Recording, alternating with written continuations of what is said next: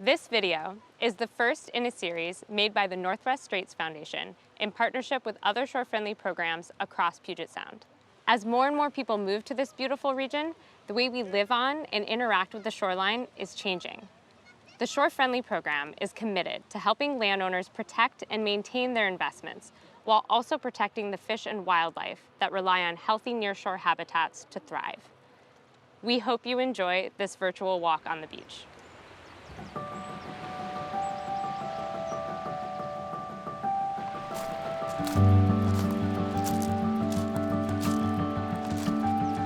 My name is Hugh Shipman. I worked for 30 years with the state of Washington as a coastal geologist all over Puget Sound, from Olympia down in South Sound out to the Olympic Peninsula to places like this up in Blaine near the Canadian border.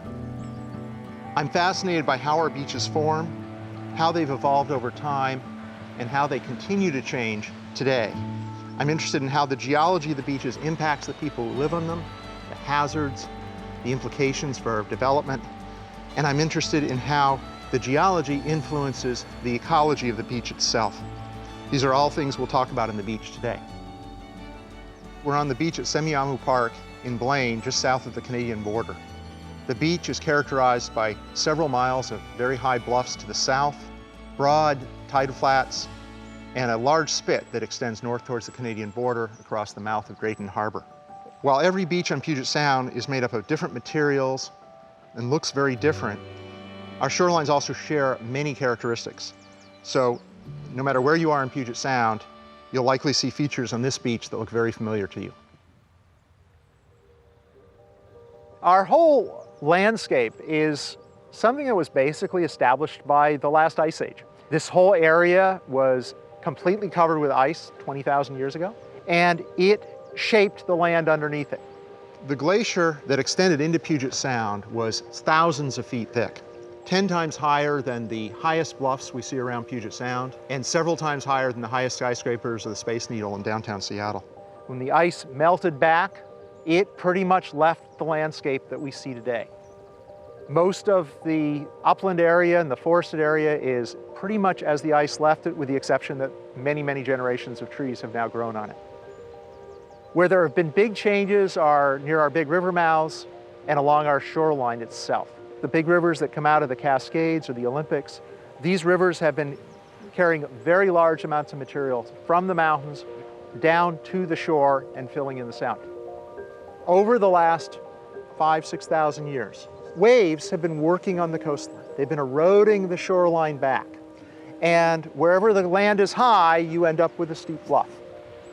Bluffs themselves consist of material that was left by the glaciers. Some of it's older than that, but it consists of sand and gravel and boulders. And as that material erodes, that material ends up on the beach itself, where waves can then mix it up, break it apart, and then can move that material along the shoreline. Things like boulders, like the large boulders here in the background, are too large for the waves to move. So when they end up on the beach, they just don't go anywhere.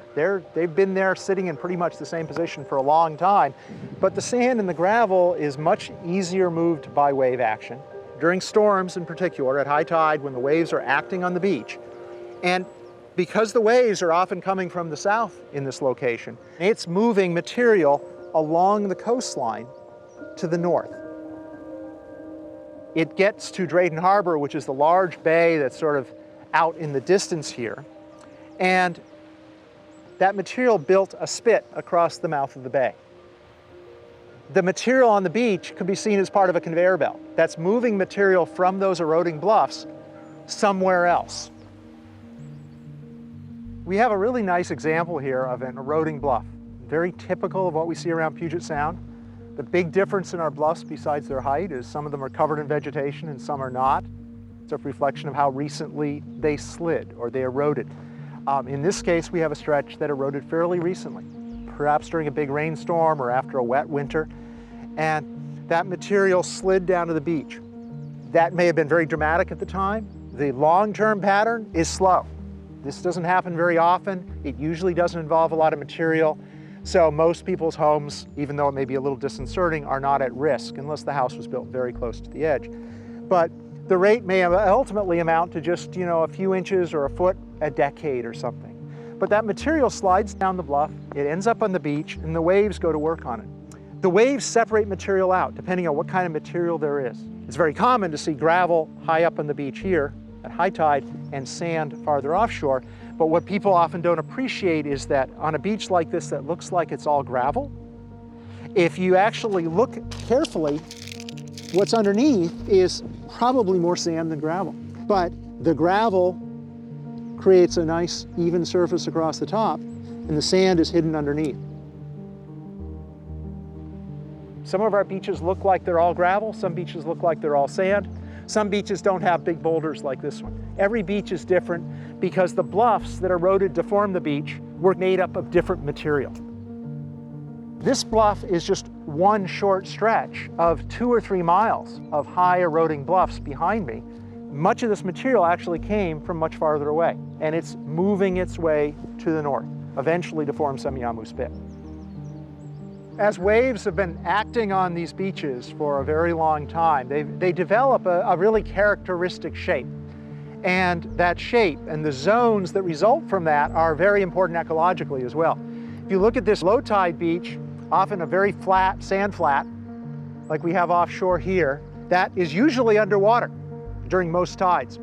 And because it's underwater, it's wet, it supports vegetation like seagrass or algae. And so we'll often see where there are rocks, we'll see algae growing on the rocks. In some places, you'll see eelgrass basically covering those sand flats. The upper part of the beach from low tide up to a high tide, we often call the beach face. It's made of bigger material, gravel, sand, though the sand's often hidden underneath. But there may be, depending on what storms and tides have occurred recently, sometimes you'll see distinct bands of different size material going up or down the beach. There may be biological activity going on underneath where it still stays moist through a whole tidal cycle. As the beach rises, it levels out up at the top in what we call the berm or the backshore. That's where waves are able to basically push material during big storms up to the top of the beach. It's where the drift logs accumulate. And then behind that, you've got the bluff. The bluff is usually forested. There's going to be vegetation, sometimes collapsing on the beach, sometimes hanging out over the beach. That provides in itself a rich habitat. So even though the beach is basically a geological phenomenon, every one of those zones has unique biology associated with it.